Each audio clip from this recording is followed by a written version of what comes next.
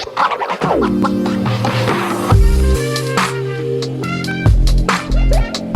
there, welcome back to my channel. My name is Brittany Bundles, and today's video is going to go over 5 reasons for your chargeback. 5 possible reasons for your chargeback. If you're someone and you operate a business and you're wondering, why do I keep getting chargebacks? Why did I get this chargeback? Why me? I'm not saying these reasons are a definite why, but I do want to go over some reasons and highlight those in hopes that it helps others out there. Now, if you're wondering what a chargeback is when someone purchases from your company. A lot of times you go ahead and send out the product and then they dispute the transaction with their banking institution or with their, if they're not with the bank, then financial institution, that's the best word to say. Because I was going to also say if they're not with like a bank and they're disputing it from like their debit card, it could also be with their credit card. So financial institution pretty much like blankets all of that, but that's what it is. So there are people that I have worked with in the past, people that I have even socialized with that have mentioned experiencing a chargeback. And when you get a chargeback, by no means is it fun. I've never met anyone that said, yay, I'm so excited I got a chargeback. You know, it's something that is a bummer and it can be discouraging and quite frustrating and upsetting.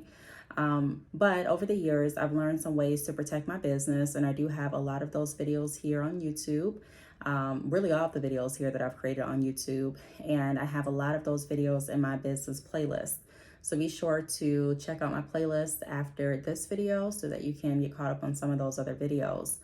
Without further ado, that's what I'm going to be talking about today. If you are interested, be sure to give the video a big thumbs up. Please make sure that you are subscribed, and let's get right into the video. So the first reason that I want to go over is your merchant reputation. It is very important when you decide to open your business and you decide to create your website, publish your website, and start selling products that you pay attention to the small fine print in regards to your merchant chargeback or refund process or dispute process. Not every merchant works the same. I know a lot of people are eager to get, because even me, I was eager to start receiving sales, getting transactions and just seeing that does something to you. You're like, yes, I'm getting paid for my products and services. And yes, when I first started, it was just my products and I was super excited. But you want to not get overly excited where you're compromising the health of your business, right? So it's really important that we're reading through what the merchant is offering. I don't accept every merchant that is accessible to me. So I'm on Shopify currently. If you are interested in starting your e-commerce website or transitioning your e-commerce website, I personally use Shopify. I recommend Shopify. I've been using Shopify for some years, and there is a link down below where you can click on the Shopify link, and there may even be a free trial for you to start your Shopify website, but you have to click the link in order to see. However, what I was getting at is there are different merchants that Shopify can partner with, can work with, and I don't use all of them. I know the analogy may be, hey, let me use every merchant because I want as many people eligible to purchase as possible. That's a great analogy, but not if the refund and the chargeback or dispute process does not work for you as well. There are some merchants out there, some merchants have gotten better, but there are some merchants that won't intervene at all with any chargebacks, any disputes. And if they do, the dispute process is like 80% going to go in the favor of the customer. They're going to refund their money back, and then you're going to be left without the funds and the product in a lot of cases. So it's important to understand your merchant policies and their reputation. If you're with a merchant and they have a reputation for allowing customers to charge back something and go on about their business without due diligence, meaning, for example, like with PayPal. I've used PayPal since I first got started. PayPal has been really good in my experience. Anytime there's a dispute, which it's not often, but if there's a dispute, then PayPal gathers information from both parties, and they're really fair about how they fight that chargeback. So they'll look at things like if I'm sending out a bundle or bundles of, sending out bundles to one of my customers, they'll look at, okay, the address that they have in their PayPal, it matches where she sent the bundles. you sign for it, signature, you know what I mean? Like they go through the due diligence and they listen to both parties, and they make, a lot of times, you know, in my experience, it's always been a fair decision. I've heard other people's stories where they weren't really pleased with the outcome. However, I think that PayPal does a great job with their dispute process, because they don't just automatically take the side of the customer. They don't just automatically take the side of the merchant. They allow you to present evidence on both sides, and they, you know, they strive to be fair. Sezzle. I used to use Sezzle. I no longer use Sezzle for a buy now, pay later option on my website. I now use Klarna. But when I was using Sezzle, that was another merchant that I was okay with using, because they put everything in the business owner's court. So if you have an issue, then you would need to contact that business. They don't automatically take the funds from your account, and then you're left to deal with not having the funds and possibly not having your product either. So it's important. If you have a company though, or if you're working with a merchant though that is known for always siding, or most of the time siding with the customers, no matter what, people get wind to it. And a lot of times they'll look, people may ask, hey, which payment providers do you offer? You don't use this, you don't use that. I haven't used Cash App for my business, I don't believe. No, I don't really use Cash App. I just recently started using Cash App within the last few years, honestly, or maybe even a year ago. And I've heard some stories on social media where people have used Cash App, and for a while people were figuring out how to get their money back, from like pay someone via Cash App and then take the money back. And so some people were saying, I don't even take Cash App anymore, because people have charged back so many times after I performed a service or after I provided my products. So if people know that whoever or whatever merchant you're offering or accepting payments through, it's going to be easy for them to get their money back. Even people that are satisfied with your service, satisfied with your products, are a big advocate for your business, if they're not honest, you may notice that you have chargebacks, not because of anything you did wrong, but because that individual was not honest. Okay. Another reason that you may have a chargeback is because your customer bought off impulse only. I talk about the sense of urgency. Having a sense of urgency when you're selling anything is very important, especially when you're looking at creating sales. It is a great strategy to put a sense of urgency behind any sale that you're offering. And that can look like, you know, purchase by midnight tonight in order to secure this deal. That can look like the first 5 orders today get a free copy of my ebook. There's a lot of ways that businesses phrase it, but the idea behind that is to get people wanting to purchase now rather than later. You know, instead of people thinking, okay, I'll purchase later on tonight, and then something happens and they forget to purchase, or they purchase someplace else, or whatever may happen throughout our day. That sense of urgency is there to create a sense of urgency. Let's go ahead and purchase now.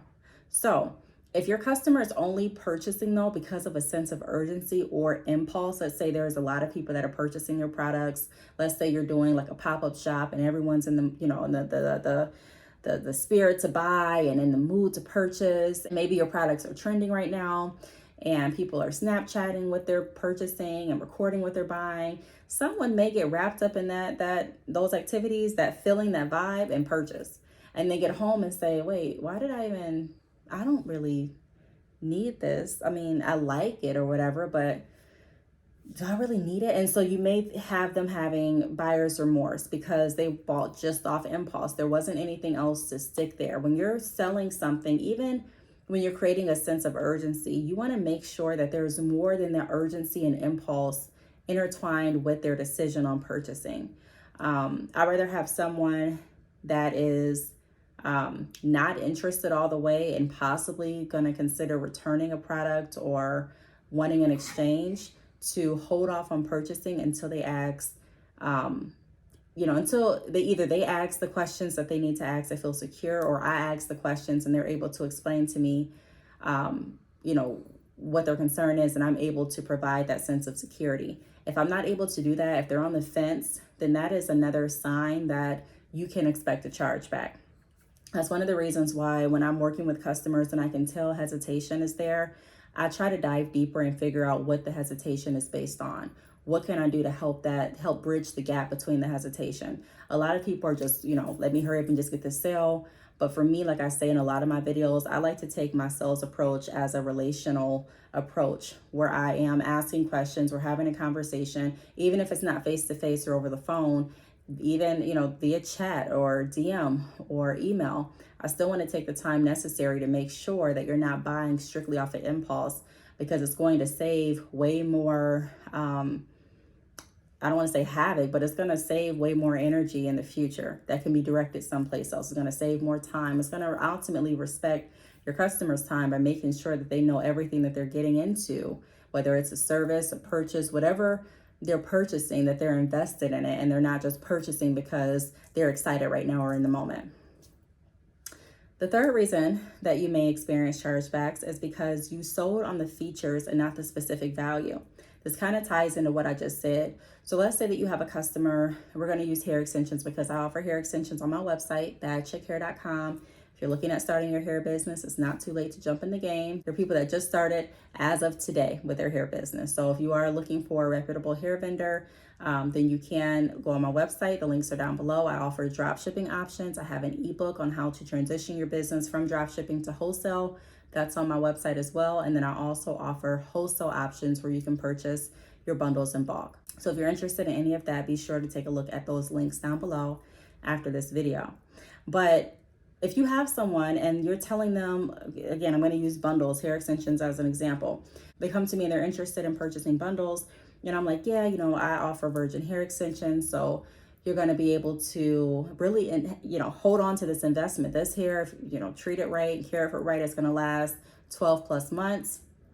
You can dye this hair, you can bleach this hair, you can curl it, you can reuse it. I'm giving them all the features, right, and the benefits, but I'm not really figuring out like what their specific value is. I'm not taking the time to ask those open-ended questions to figure out what they are looking for in their extensions. So this person may not care about any of that. They may really just want hair that blends in with their hair texture. And although I'm selling all these benefits, I may sell them on gig, because some people don't even want to say no to you in your face, but they really don't want what you're offering. So let's say somebody purchases because they're like, yeah, she told me all these great things about it, but they get home and they're like, well, this still doesn't blend in with my hair texture. And I didn't sell on their specific value versus that interaction going something like, tell me what you're looking for with your extensions. Tell me what type of texture you're looking for. Tell me what type of length you're looking for. Tell me what style you're going for. Tell me how long you're wanting to have these extensions last, how long you're wearing the style, things like that. I'm not really asking anything so that I can say, well, based on what you told me that you're looking for extensions that match your hair texture because you're going to have a half up, half down style and some leave out. I recommend you going with this texture because this texture right here matches the texture that you have. And not only that, but it's going to give you versatility. So tell me, do you like wearing your hair curly? And also, do you like wearing it straight sometimes? Yeah or no? Let's say they say yeah. Okay, great. You can also use these extensions to accommodate the flexibility that you use with your natural, that you're used to, or that you're wanting to experience with your natural hair and the bundles. You can curl these extensions. You can wear them curly. You can also straighten them by flat ironing it. So I'm selling on the value. So then later on when they get home, they're like, okay, well, I know all of these benefits, but I bought this specifically because I have the style in mind that I'm going to be wearing. And these extensions are going to match my hair texture, and they're going to give me the flexibility and versatility with the styles that I want to wear, with this half up, half down. So that's another reason why you may experience a chargeback or buyer's remorse. It's because you sold on the features and not on that customer specific value. Another reason is because you have a loose refund policy. So I am a firm believer of being firm and direct and setting the right expectations with how things go. I'm not someone that likes a lot of gray. I do understand that there are reasons why there can be gray areas in your business, but I like to have the right expectations for myself, and I also like to have the right expectations for my customers and clients. I think that's how you can be the most professional. People know what to expect. People know, what they're going to get. People know how long it's going to take for a reply from you. They know what your refund policy is. I don't offer any refunds. I do offer exchange options on, certain for certain circumstances, which there's that little bit of gray, right? But for the most part, it's a strict, I don't offer refunds. So if you have a refund policy that's not there, or a refund policy that varies literally based on every person, you may do a refund for this customer, but you're not going to do a refund for that customer. And there's really no difference in the scenario. You're accepting refunds back on people, a lot of times, if they know you have a lax refund policy, again, it may not even have anything to do with them not liking your products. But if they think, hey, I need an extra couple $100 and I didn't really get my hair installed this week like I thought I would, I'm just going to go ahead and return these, and then I can purchase again next week when I get more money, when I get paid again. Some people think like that. Some people have done that. You'd be amazed about the stories and the reasons why people have asked for refunds. You'd be amazed at why and the stories behind that is what I'm meaning to say. So another reason that you may experience chargebacks or buyer's remorse is because your refund policy is it's not straight across. I'm not saying that you have to offer a no refund policy for your policy to be strict and straight across, but I am saying that you want to set the right expectation. If you're kind of up in the air, you don't really know, you're not confident when you're talking about your refund policy, it seems like you're very intimidated when anyone asks about it, people can pick up on that, okay? So strengthen up your refund policy. That's really going to help. And then another reason that you may experience chargebacks is because of fraud. Unfortunately, there's no 100% proof way to eliminate fraud in your business. If you deal with enough customers, then eventually there may be someone that tries to get over and commit fraud against your business. Meaning there may be someone that purchases hair with someone else's credit card or someone else's PayPal account, or whatever the case may be. There may be someone that orders hair, gets all the hair, and then does chargebacks for all the bundles that they ordered. And then they have the hair and the money. I actually saw a case like that on Judge Judy. I had a similar experience like that in the beginning of my career, which I've talked about here on YouTube. So again, if you want to go to those business playlists, that hair business playlist, that video is probably there. But this is another reason why I enjoy having an e-commerce platform that gives you different options. Like Shopify has different features built into their system where they can let you know if an order is more likely to be fraud than not. Not just that, but there are other ways that you can learn and other policies and procedures that you can put in place with your business to ensure that you're mitigating and lowering the chance of fraud as low as you can. Making sure that the addresses match on the credit card and at the shipping address.